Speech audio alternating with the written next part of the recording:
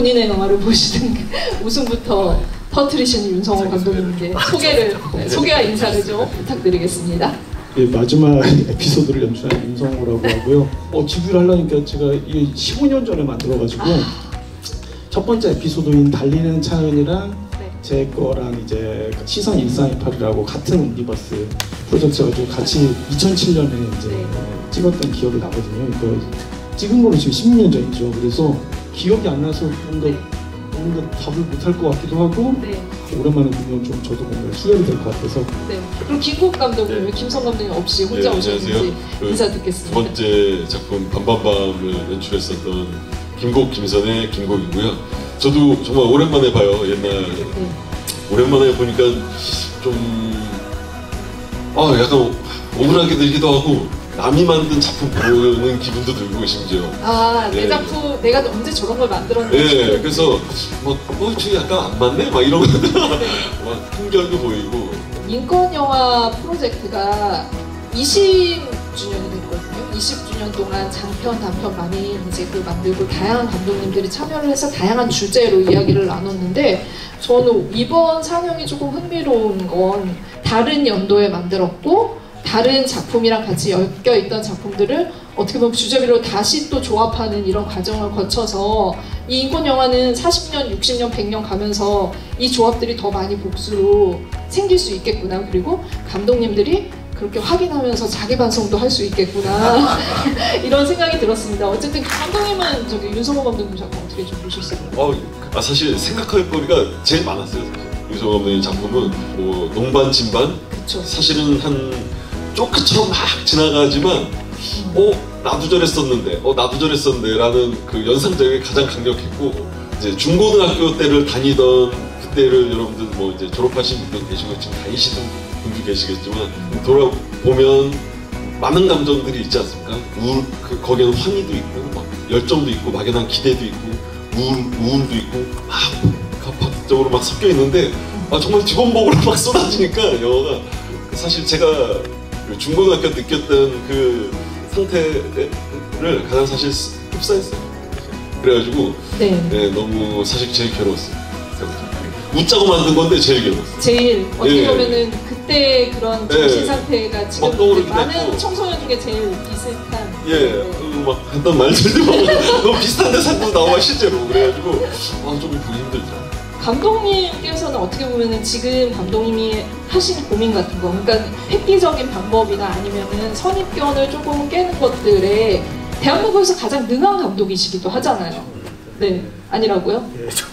전혀 안 그래가지고 이런 있었던 것 같아요. 지금 고백하면은 그 십수년 전이잖아요.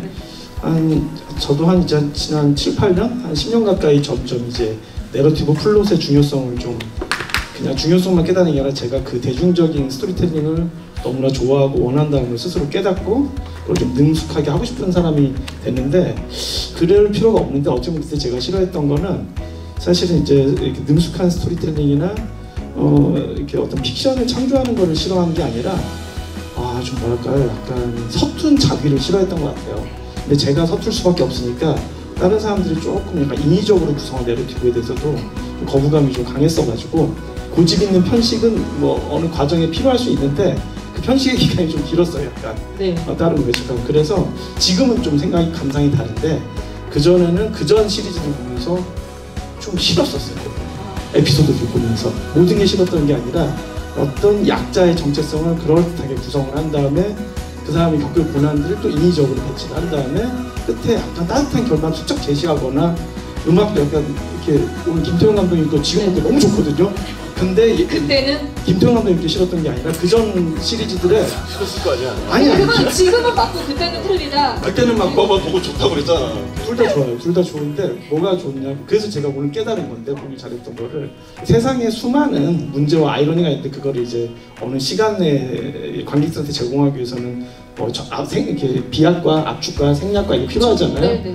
그러면서 어떤 거가 좀 약간 좀 클리셰? 약간 그런 거 되는 걸 좀 알러지 있게 싫어해가지고 근데 지금 생각하면 그거에 대한 좋은 옵션은 그걸 또 입체적으로 고민해가지고 저를 절차 탐구해서 하는 것도 방법일 텐데 그때는 거기서 그냥 멀리 나가자라는 생각이 좀 강했어가지고 이런 주제가 들어오면 뭐부터 했냐면은 뭘 안 해야지 부터 했어요. 약간 뭘 해야지를 안 하고. 빼는. 네, 뭘 하지 말아야지, 네. 뭘 하지 말아야지, 뭐 네. 어떤 쉬운 화를 시키지 말아야지 하다 그리고 마치 이게 해결될 것 같은 결론 주지 말아야지 해서 청소년이라는 키워드를 줬을 때 자꾸 그 생각만 들더라고요. 결국은 정치가 문제인데 그 얘기를 아무도 안 하는 게 좀 싫더라고요. 그때는 화질이나 사운드를 일부러 왔다 갔다 시켰어요. 약간. 그래서 누군가가 죽은 소녀가 있다. 그 소녀의 사인에 대해서는 다들 죽으나마고 말하는데 그 친구의 시점일 것 같을 때는 다 화질을 굉장히 다운시키고 지금 뜨거운 문제이기도 하죠. 그 학교에서 누군가를 이제 그 왕따시키는 그런 문제들도 있을 뿐더러 그 안에서 이제 그 동성애적인 코드도 아까 감독님 말씀하신 것도 느껴지고 그리고 어떻게 보면 이런 음악으로 이제 그 합주를 하는 위플래시 같은 쾌감 같은 것까지 다 있어가지고 그때 생각 많이 생각하면서 찍었던 것 같아요. 그때 저희가 이 동물원이란 그 놀이가 사실은 저희가 지어낸 게 아니라 사실 네, 제가 고등학교 때 진짜 있었던 놀이거든요. 저희 반에서 남자애들 그냥 장난 같은 건데 네. 근데 이렇게 수업 시간에 쪽지가 돌아요. 그래서 야, 쟤 오늘 기분 나쁘니까 약간 그냥 왕따 시키는 거죠. 근데 왕따를 좀 공개적으로 하는 거죠. 타겟을 정하는 거고. 예, 쪽지가 돌아요. 그래서 야, 2교시 끝나고 누구 동물원 이렇게 돌면은 예, 네. 이렇게 다 같이 일어서 나가야 돼요. 걔만 빼고. 장난처럼 막 하던 놀인데 사실 장난 속에 이제 그 진심들이 있죠. 실제로 그 학교에 그 게이라고 이제 소문이 나는 몇몇 친구들이 있어요. 다 이제 사실 풍문이죠. 그래서 그런 친구들도 있었고, 그래서 그런 친구들 생각하면서 이제 새로 쓰고 이제 작업을 했었었죠. 근데 진짜 달리는 창이랑 밤밤밤 보면서 뭘 느꼈냐면요. 열심히 관찰해가지고 구성한 서사는 거의 예언 같은 게 되는구나. 또 한 가지 레이어만 아니라 가령 이제 육상부 소년뿐만 아니라 다문화 가정으로서의 약간 소수자 가정으로서 그거랑 그 지역의 여성으로서 겪는 거랑 거기다가 환경 오염으로 환경의 재난이 다가올 지역에 가는 것까지 되어 있잖아요. 이제 근데 밤밤밤도 사실은 또 퀴어 이슈만 있는 게 아니라 사실 여러 가지가 다 들어가 있거든요. 요새 소셜 미디어의 그런 풍경 같은 것도 저는 너무 그런 느낌이 들어서 좀 놀라고 있습니다 지금. 네. 이런 인권 프로젝트의 중요성에 대해서 누구보다도 사실 그런 말할 기회들을 감독님에게 많이 이제 요구를 하기도 했었고 그 이야기를 해오신 분으로서 이 국가인권영화 그 프로젝트 국가인권위원회에서 하는 프로젝트의 소중함에 대해서 좀 얘기를 해주시고 앞으로의 또 계획도 좀 얘기를 해주시면서 마무리를 하도록 하겠습니다.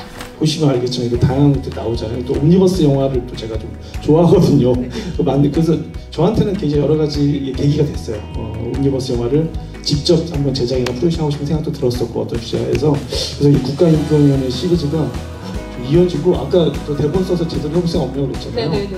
하고 싶어요. 하고 싶은데 정말 그 예산이 있을지 정말 지금 제가 이제 고민하고 배운 것들 오늘 또 영화를 보면서 느낀 것들 담아서 진짜 한번 어떤 이게 시장에서 얼마나 큰 성과를 거둘지 생각 안 하는데도 대중한테 어떻게 닿을지 생각하면서 만들고 싶고 오늘 네 감사합니다. 네네. 감사합니다.